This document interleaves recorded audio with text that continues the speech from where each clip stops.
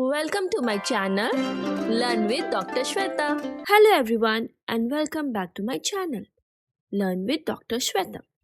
आज की इस वीडियो में हम NCERT क्लास 6 साइंस का सेकंड चैप्टर देखेंगे जो है diversity in the living world.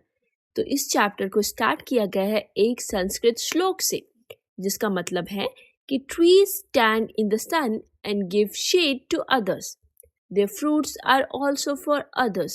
Likewise, good people bear all hardships and bring welfare to others. They give to others whatever they have earned.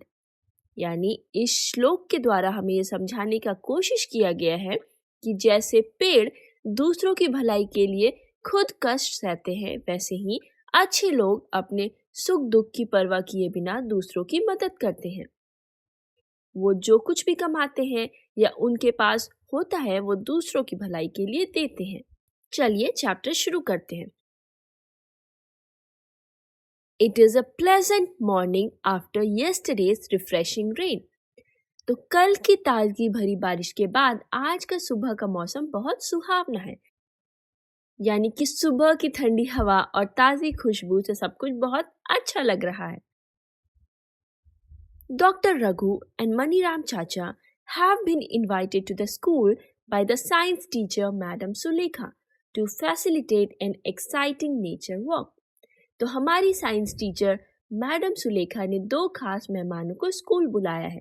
पहले हैं डॉक्टर रघु और दूसरे हैं मनीराम चाचा। ये मेहमान हमें एक मज़ेदार नेचर वॉक पर ले जाने वाले हैं। Doctor Raghu is a scientist at the near by research laboratory. तो पहले मेहमान है डॉक्टर रघु जो पास की रिसर्च लेबोरेटरी में साइंटिस्ट हैं। वो हमें नेचर और साइंस से जुड़े मज़ेदार बात बताएंगे। मनीराम चाचा is an elderly person from A near by community. दूसरे मेहमान हैं मनीराम चाचा जो पास के ही लोकेलिटी में रहने वाले एक बुजुर्ग हैं। मनीराम चाचा is an expert in mimicking bird calls. Maniram चाचा पक्षियों की आवाज़ की हूबहू नकल कर सकते हैं, यानी मिमिक कर सकते हैं। उनकी ये कला बहुत ही रोचक और मज़ेदार है। He is also brilliant at identifying a variety of plants and animals. Way plants और एनिमल्स के अलग अलग प्रजातियों को पहचानने में भी बहुत माहिर हैं। हमें उनसे नेचर के बारे में बहुत कुछ सीखने को मिलेगा। To prepare them for the nature walk, Dr. Raghu informs the students that the objective of this walk is to experience the beauty and variety of plants and animals in nature. तो nature walk के लिए तैयार करने के लिए doctor Raghu ने छात्रों को बताया कि इस वॉक का मकसद प्रकृति यानी नेचर में मौजूद पेड़ पौधों और जानवरों यानी प्लांट्स एंड एनिमल्स की खूबसूरती और विविधता यानी वैरायटी का अनुभव करना है। उन्होंने समझाया कि ये एक मज़ेदार और सीखने वाला अनुभव होगा। The students are excited to join them. तो स्टूडेंट्स इस एक्टिविटी में शामिल होने के लिए बहुत ही उत्साहित हैं। वे सोच रहे हैं कि उन्हें क्या क्या नई चीज़ें देखने और समझने को मिलेगी। They are curious to interact and learn from them. तो स्टूडेंट्स डॉक्टर रघु और मनीराम चाचा से बातचीत करने और उनसे नई बातें सीखने के लिए उत्सुक हैं। उन्हें इस वॉक में बहुत मज़ा आने वाला है। The teacher advises the students to carry a notebook, a pen and a water bottle. तो टीचर ने स्टूडेंट्स को सलाह दी है कि वो अपने साथ एक नोटबुक, पेन और पानी की बोतल लेकर जाए। वो सब इसलिए ज़रूरी है ताकि वो ऑब्जर्वेशंस लिख सके और हाइड्रेट रहे। As they walk, they begin exploring the plants and animals around them. ऐसे ही वे चलना शुरू करते हैं, वे आसपास के प्लांट्स और एनिमल्स को देखना और जानना शुरू करते हैं। Dr. Raghu advises the students to notice the variety of smells in the park and emphasizes respecting all living creatures and observing them without disturbing. तो डॉक्टर रघु स्टूडेंट्स को यह सलाह देते हैं कि वे पार्क में मौजूद अलग अलग तरह की खुशबुओं यानी स्मेल्स पर ध्यान दें। वे ये भी बताते हैं कि सभी लिविंग क्रिएचर्स का सम्मान करना चाहिए और उन्हें बिना परेशान किए देखना चाहिए। यह हमें सिखाता है कि नेचर के साथ कैसे तालमेल बनाकर रहना चाहिए। Maniram Chacha tells the students to not only observe different plants and animals but also to carefully listen to different sounds. तो मनीराम चाचा छात्रों को कहते हैं कि सिर्फ प्लांट्स और एनिमल्स को देखो ही नहीं बल्कि उनकी आवाज़ों को ध्यान से सुनो। उनका कहना है कि प्रकृति में यानी नेचर में हर आवाज़ का अपना एक महत्व है। The students come across a variety of plants, including grasses, bushes and large trees. तो स्टूडेंट्स अलग अलग तरह के पौधे देखते हैं जैसे कि घास या फिर झाड़ियाँ और बड़े बड़े पेड़ यानी ट्रीज। ये उन्हें नेचर की डाइवर्सिटी को समझाने का मौका देता है। They also observe a variety of birds sitting on the branches of trees, butterflies moving from flower to flower and monkeys jumping from one tree to another. तो वे पेड़ों की शाखाओं पर बैठे तरह तरह के पक्षियों को देखते हैं। फूलों पर मंडराती तितलियां और पेड़ों पर इधर उधर कूदते बंदर भी उनकी नजर में आते हैं। ये दृश्य बहुत ही मजेदार है। They record their observations in their notebooks and discuss them with Dr. Raghu and Maniram Chacha. तो वे अपने नोटबुक में अपनी ऑब्जर्वेशंस लिखते हैं और फिर वे डॉक्टर रघु और मनीराम चाचा के साथ अपनी बातें डिस्कस करते हैं। ये प्रोसेस उन्हें और ज़्यादा सीखने में मदद करती है। The students can hear the chirping of birds. तो स्टूडेंट्स बर्ड्स यानी पक्षियों की चहचहाट सुन सकते हैं। ये आवाज़ें प्रकृति के संगीत जैसी लगती हैं। Doctor Raghu informs them that each bird has a unique chirp. तो डॉक्टर रघु बताते हैं कि हर पक्षी यानी हर बर्ड की चहचहाने की आवाज़ अलग अलग होती है। यह हमें सिखाता है कि नेचर में हर चीज़ की अपनी खासियत है यानी यूनिकनेस है। This is an example of diversity in nature. तो ये नेचर की डाइवर्सिटी का एक उदाहरण है। प्रकृति में इतनी सारी अलग अलग चीज़ें इसे और सुंदर बनाती हैं। Doctor Raghu request Maniram chacha to mimic calls of some birds. तो डॉक्टर रघु ने मनीराम चाचा से कुछ पक्षियों की आवाज़ की नकल करने यानी मिमिक करने का अनुरोध किया। ये छात्रों के लिए मज़ेदार और जानकारी पूर्वक होगा। मनीराम चाचा मिमिक्स डिफरेंट बर्ड कॉल्स। तो मनीराम चाचा ने अलग अलग पक्षियों की आवाज़ें सुनकर उनकी नकल की। उनकी आवाज़ें असली पक्षियों जैसी ही लग रही थी। The students enthusiastically started copying him. तो स्टूडेंट उत्साह के साथ उनकी नकल करने लगे। ये एक्टिविटी ने उन्हें सीखने के साथ साथ हंसने का भी मौका दिया। Have you ever observed different plants and animals around you? Share and discuss your observations with your friends and teachers. क्या आपने कभी अपने आसपास के पेड़ पौधों और जानवरों को ध्यान से देखा है? तो नेचर में बहुत सारे चमत्कार छुपे हुए हैं। अपने आसपास के पेड़, फूल, पक्षी, कीड़े मकोड़े या पालतू जानवरों को गौर से देखें। उनकी रंगत, आकार, आवाज़ें और हरकतों पर ध्यान दें। इसके बाद अपनी ऑब्जर्वेशंस अपने दोस्तों या टीचर के साथ शेयर करें। इससे सबको कुछ नया सीखने को मिलेगा।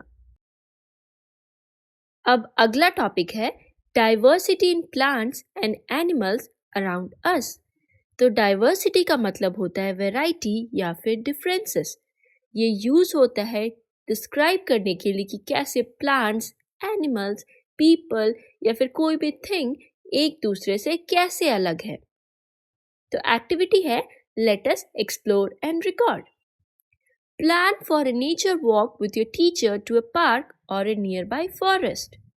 आप अपने टीचर के साथ पास के किसी पार्क, बगीचे या जंगल में घूमने की योजना बनाएं। ये एक मजेदार और सीखने वाला अनुभव होगा। While on the nature walk, observe different plants, insects, birds and other animals. Also note the weather conditions, whether it is hot, cold, windy and so on. Walk के दौरान ध्यान से देखें और आसपास के अलग अलग प्लांट्स, इंसेक्ट्स, बर्ड्स और एनिमल्स को पहचानें। और मौसम पर भी ध्यान दें कि क्या मौसम गर्म है या ठंडा है या फिर हवा चल रही है। You can collect different types of fallen leaves or flowers and create a scrapbook. आप जमीन पर गिरे हुए पत्ते, फूल इकट्ठा करें ताकि बाद में आप एक स्क्रैप बुक बना सकें। Take care of the plants and animals in nature. Ensure that you do not disturb the plants and animals in the park. Do not pluck leaves and flowers. तो आपको अपने नेचर का ध्यान रखना है। पत्ते या फूलों को तोड़ना नहीं है और ना ही जानवरों को परेशान करना है। Record your observations in table 2.1 about the features of stems, leaves, flowers and anything interesting in various plants. तो आपको अपनी फाइंडिंग्स को टेबल 2.1 में लिखना है। आपको प्लांट्स की फीचर्स को देखना है, जैसे कि उनके स्टेम्स, लीव्स, फ्लावर्स और जो भी कुछ आपको इंटरेस्टिंग लगे उसके बारे में आपको नोट डाउन करना है। Some examples have been given for you in figure 2.1 and table 2.1. तो आपके लिए कुछ एग्जाम्पल्स दिया गया है फिगर 2.1 में, तो देखते हैं। ये है ग्रास, फिर है तुलसी जिसे हम कहते हैं होली बेसिल, और है हिबिस्कस जिसे हम गुल्लड़ भी कहते हैं। तो आइए ऑब्जर्वेशंस देखें डिफरेंट प्लांट्स की जो हमारे आसपास है। तो हमें क्या लिखना है, पहले प्लांट का लोकल नेम लिखना है, local name of the plant, यानी उस प्लांट का उस लोकल एरिया में क्या नाम है। फिर हमें उस प्लांट के स्टेम के बारे में लिखना है कि क्या स्टेम सॉफ्ट है, हार्ड है, थिन है या फिर थिक है। उसके बाद हमें लीव्स के शेप या फिर अरेंजमेंट के बारे में नोट करना है। फिर हमें फ्लावर्स के बारे में लिखना है कि प्लांट में किस टाइप के फ्लावर्स आते हैं या नहीं आते हैं। और फिर any other observations and features, अगर कोई और भी ऑब्जर्वेशन और फीचर्स है जो आप देख रहे हैं तो उसे आपको इधर नोट करना है इस कॉलम में। तो चलिए एक एक कर देखते हैं। तो पहला है कॉमन ग्रास। तो कॉमन ग्रास की जो स्टेम होती है वो सॉफ्ट होती है और थिन होती है। अब देखते हैं इसकी लीव्स कैसी होती हैं। So a single leaf grows alternatively from different points on the stem. तो यानी एक स्टेम पे डिफरेंट पॉइंट्स पे ऑल्टरनेटिवली लीव्स ग्रो करती हैं। अगला पॉइंट है फ्लावर्स। तो कॉमन ग्रास में कोई भी विजिबल फ्लावर प्रेजेंट नहीं होता है। अब नेक्स्ट पॉइंट है any other observations and features. तो इसकी फीचर्स है ग्रीन लीव्स। तो ग्रास में मोस्टली ग्रीन लीव्स होते हैं जो ऑल्टरनेटिवली अरेंज होते हैं डिफरेंट पॉइंट्स पे एक सिंगल स्टेम पे। अब अगला है तुलसी। तो local name of the plant tulsi है जिसको हम होली बेसिल भी कहते हैं। तो इसकी स्टेम हार्ड एंड थिन होती है। तो स्टेम तो पतली ही होती है लेकिन हार्ड होती है स्टेम। अब इसकी लीव्स कैसी होती है, तो arrangement of a pair of leaves in the opposite direction. So a pair of leaves opposite direction में अरेंज होते हैं। इसकी फ्लावर होती है पिंकिश पर्पल इन कलर। अब इसके बारे में आपको कोई ऑब्जर्वेशन और फीचर्स लिखना है। तो आप लिख सकते हैं कि इट हैज स्ट्रॉन्ग अरोमा, यानी इसकी स्मेल बहुत ज़्यादा पावरफुल होती है। Used in medicinal and religious practices, यानी मेडिसिनल और रिलीजियस यूजर्स के लिए तुलसी यूज की जाती है। अगला है हिबिस्कस जिसे हम गुल्लड़ भी कहते हैं। तो इसकी स्टेम हार्ड होती है। अब इसकी लीव्स कैसी होती है, इसकी लीव्स है लार्ज विद स्लाइटली सिरेटेड एजेस। तो लीव्स लार्ज होती है यानी बड़े बड़े लीव्स होते हैं और स्लाइटली सिरेटेड होते हैं एजेस पे, यानी जिन लीव के एजेस सीधे और चिकने नहीं होते बल्कि छोटे छोटे दांत जैसे यानी तीत जैसे होते हैं, उन्हें सिरेटेड एजेस कहते हैं। अब जानते हैं फ्लावर के बारे में। तो हिबिस्कस के फ्लावर्स डिफरेंट कलर के हो सकते हैं, जैसे कि red, yellow, white, pink, orange. अब जानते हैं हिबिस्कस के एक ऑब्जर्वेशन या फिर फीचर के बारे में। तो हिबिस्कस के फ्लावर बहुत ही लार्ज, कलरफुल और ट्रम्पेट शेप्ड होते हैं, यानी कि फ्लावर की शेप ट्रम्पेट से सिमिलर होती है। और 5 पेटल्स तो कॉमन होते हैं इन फ्लावर्स में, उससे ज़्यादा भी हो सकते हैं। अगला है नीम। तो नीम की स्टेम हार्ड और थिक होती है। अब नीम की लीफ कैसी होती है, नीम की लीव्स होती है compound leaves with smooth surfaces. तो बहुत सारे लीव्स क्लस्टर में होते हैं एक साथ, इसलिए बोलते हैं compound leaves with smooth surface. Surface smooth होता है। फ्लावर है स्मॉल वाइट, तो नीम प्लांट की फ्लावर स्मॉल वाइट होती है। इसका ऑब्जर्वेशन ये है कि it has leaves with smooth surfaces, यानी लीव्स के सरफेस स्मूथ होते हैं। फिर एनी अदर प्लांट्स में हम मेंशन कर सकते हैं रोज़ के बारे में। तो रोज़ की जो स्टेम है वो हार्ड होती है विथ थॉर्न्स, यानी उस पर थॉर्न्स प्रेजेंट होते हैं, कांटे प्रेजेंट होते हैं। अब इसकी लीव्स होती है ओवल लीव्स विथ सिरेटेड एजेस, तो इसकी एजेस सिरेटेड होती है, पॉइंटेड होती है। फ्लावर्स, तो रोज़ भी कई तरह के होते हैं, जैसे कि रेड, वाइट, येलो, पिंक और भी बहुत सारे कलर होते हैं। इसकी ऑब्जर्वेशन ये है कि it has pleasant fragrance and used in perfumes, यानी इसकी फ्रेगनेंस बहुत ही प्लेजेंट होती है और परफ्यूम बनाने में यूज़ होती है।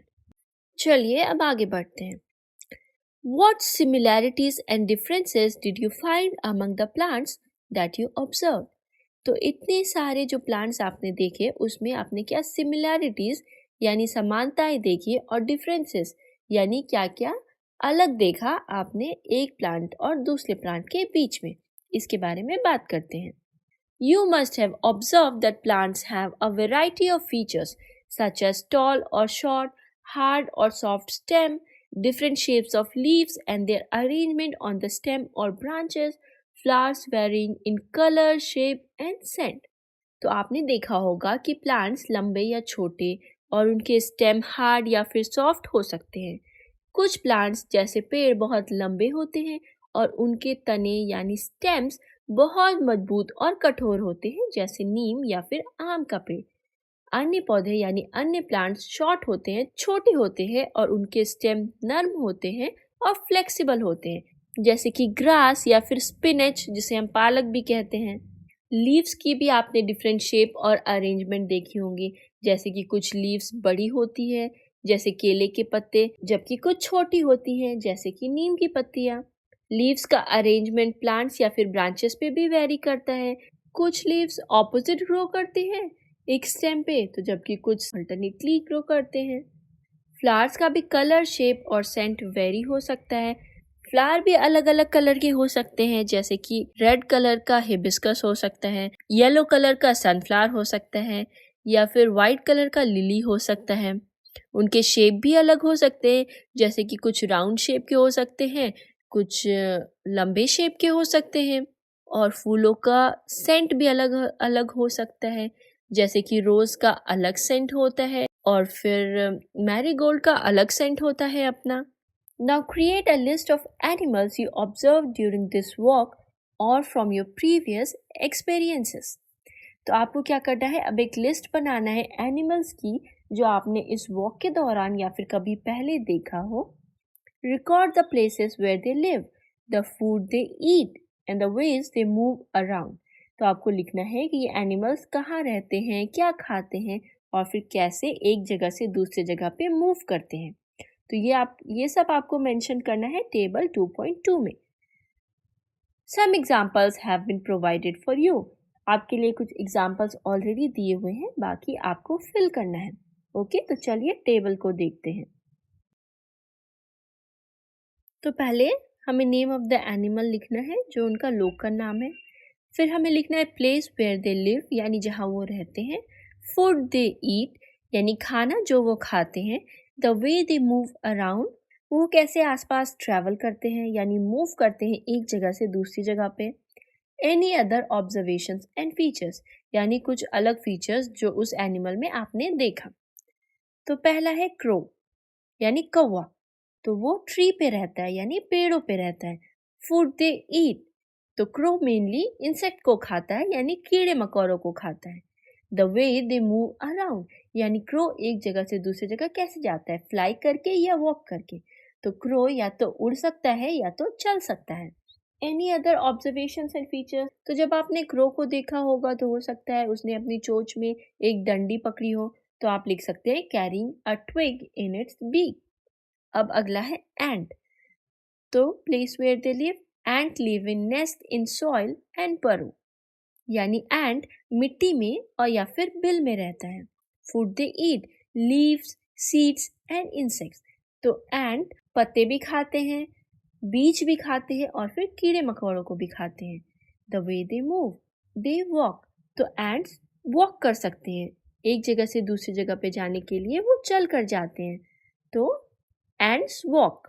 Any other observation and features ये है कि एंट्स को 6 लेग्स होते हैं। तो ये एक स्पेशल फीचर है कि एंट्स हैव 6 लेग्स। अब अगला एनिमल है काऊ। तो काऊ कहाँ रहता है? काऊ लिव्स इन शेड्स या फिर फील्ड्स, यानी खेतों या फिर खलिहानों में वो रहते हैं। फूड दे ईट, तो ग्रास या फिर लीव्स। तो काऊ एक हर्बीवोरस एनिमल है, तो वो या फिर घास खा सकता है या फिर पत्ते खा सकता है, तो ग्रास या फिर leave. The way they move around, तो काऊ एक जगह से दूसरी जगह पर चल के जाता है, तो they walk, cow walks. Any other observation में आप मेंशन कर सकते हैं कि काऊ गिव्स मिल्क, यानी काऊ दूध देती है, गाय दूध देती है। अगला है एनी अदर। अब इसमें आप अपने मन से कुछ एनिमल्स के नाम लिख सकते हैं जो आपने देखा हो वॉक पे। फॉर एग्जाम्पल आप फिश के बारे में लिख सकते हैं, फिश यानी मछली। तो फिश वाटर में रहती है, places where they live, fish water में रहती है यानी पानी में रहती है। Food they eat, small insects and plants. तो फिश जो है वो छोटे कीड़े या फिर पौधे को खाती है। The way they move around, तो फिश स्विम्स, यानी फिश तैरती है, वो एक जगह पर दूसरी जगह तैर कर जा सकती है, राइट। अब है any other observations and features. तो fish has scales and fins, यानी फिश के पास फिन्स और स्केल्स होते हैं। What are the similarities and differences among the animals that you have observed and recorded in table 2.2? तो अभी आपने टेबल 2.2 में जो भी एनिमल्स के बारे में लिखा है उसमें आपको ऑब्जर्व करना है और ये देखना है कि क्या क्या सिमिलैरिटीज है, यानी क्या समानताएं हैं, और क्या क्या डिफरेंसेस है, यानी क्या अंतर है। You would have observed that some animals live on land while some others live on trees. तो आपने देखा होगा कि कुछ एनिमल्स हैं जो कि लैंड पे रहते हैं और कुछ ऐसे हैं जो ट्रीज पे रहते हैं। बर्ड्स लिव ऑन ट्रीज, यानी पक्षियाँ पेड़ पर रहती हैं। फिश लिव इन वाटर, मछलियाँ पानी में रहती हैं। And some animals like frogs live on land as well as in water. तो कुछ एनिमल्स जैसे फ्रॉग वो ज़मीन पर भी रह सकते हैं और पानी में भी रह सकते हैं। Animals also have a variety of foods they consume and movements they exhibit. तो एनिमल्स वैरायटी ऑफ फूड्स भी खा सकते हैं और उनकी डिफरेंट टाइप्स की मूवमेंट भी होती है।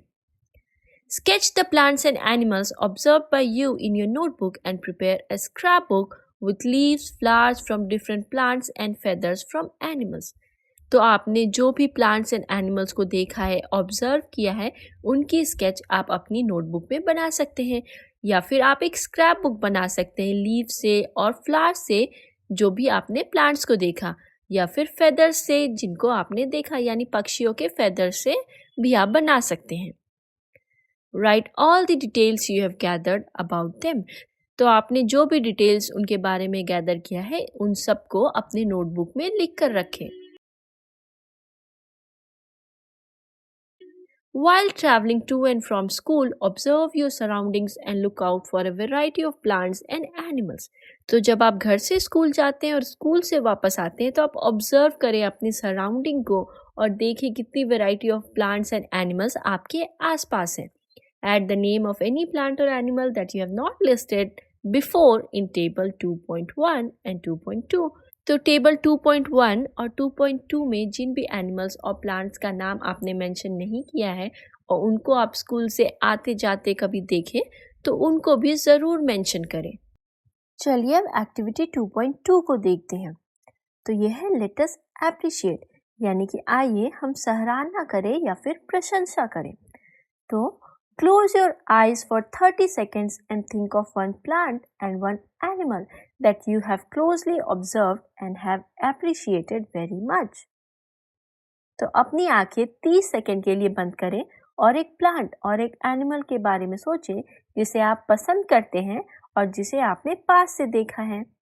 उनके शेप, कलर या फिर कोई इंटरेस्टिंग फीचर को रिकॉल करें। Now each one of you can draw the plant and animal that you thought of on the blackboard. इसके बाद क्या करना है कि हर एक स्टूडेंट को ब्लैक बोर्ड पर आकर वो प्लांट या फिर वो एनिमल बनाना है जिसे उसने सोचा है। आपको इसे बनाने में परफेक्ट ड्राइंग की चिंता करने की ज़रूरत नहीं है। आप बस उस प्लांट और एनिमल के कुछ इम्पोर्टेंट फीचर शो करने की कोशिश करें, ठीक है? What are your observations about the various plants and animals that have been drawn? अब आपको ब्लैक बोर्ड पर बनाई गई ड्राइंग्स को देखना है। तो सभी स्टूडेंट्स ने जो प्लांट्स और एनिमल्स बनाए हैं उसमें क्या क्या सिमिलैरिटीज यानी समानताएं और क्या क्या डिफरेंसेस हैं उस पर चर्चा करें यानी डिस्कस करें।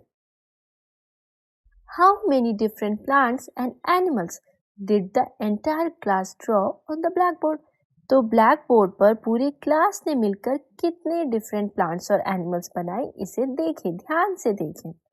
Do you think that there may be many more varieties of plants and animals other than those drawn on the board? तो आपको क्या लगता है जितने भी वेराइटीज के प्लांट्स और एनिमल्स अभी बोर्ड पर बने हुए हैं क्या उससे भी ज़्यादा मौजूद हैं हमारे आसपास? तो बहुत ही डिफरेंट टाइप्स के प्लांट्स एंड एनिमल्स मौजूद हैं। इतना बनाना संभव ही नहीं है जितना बोर्ड पे बना है, ऑब्वियसली उससे ज़्यादा मौजूद होंगे आपके आसपास के सराउंडिंग्स में। The variety of plants and animals found in a particular region contributes to the biodiversity of that region. तो किसी भी एक पर्टिकुलर एरिया में पाए जाने वाले प्लांट्स और फिर एनिमल्स की वैरायटी उस एरिया की बायोडाइवर्सिटी में योगदान करते हैं। Each member in the biodiversity of a region has a different role to play.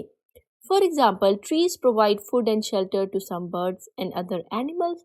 Animals help in spreading seeds after eating fruits and so on. तो किसी भी एरिया में पाए जाने वाले प्लांट्स और एनिमल्स की अपनी खास भूमिका यानी रोल होती है। फॉर एग्जाम्पल, जो पेड़ होते हैं यानी ट्रीज होते हैं वो बर्ड्स और अदर एनिमल्स को फूड और शेल्टर प्रोवाइड करते हैं और बदले में ये बर्ड्स और एनिमल्स क्या करते हैं, ये हेल्प करते हैं इनके सीड्स को स्प्रेड करने में जिससे ये पेड़ नई नई जगहों पर उगते हैं। Can you think of more such example? क्या आप ऐसे और एग्जाम्पल्स के बारे में सोच सकते हैं? कमेंट सेक्शन में ज़रूर बताएं। This shows that plants and animals are dependent on each other. तो ये जो अभी ऊपर में एग्जाम्पल बताया गया था कि कैसे प्लांट्स, एनिमल्स, बर्ड्स एक दूसरे पर डिपेंडेंट है, वैसे ही और भी बहुत सारे एग्जाम्पल्स हैं जिसमें आपको ये देखने को मिलेगा कि प्लांट्स एंड एनिमल्स एक दूसरे पे डिपेंडेंट रहते हैं। आज के वीडियो में बस इतना ही, बाकी हम आगे के वीडियोस में डिस्कस करेंगे। अगर ये वीडियो पसंद आए तो लाइक कीजिए, सब्सक्राइब कीजिए और बेल आइकन दबाना मत भूलिए। मिलते हैं अगले वीडियो में।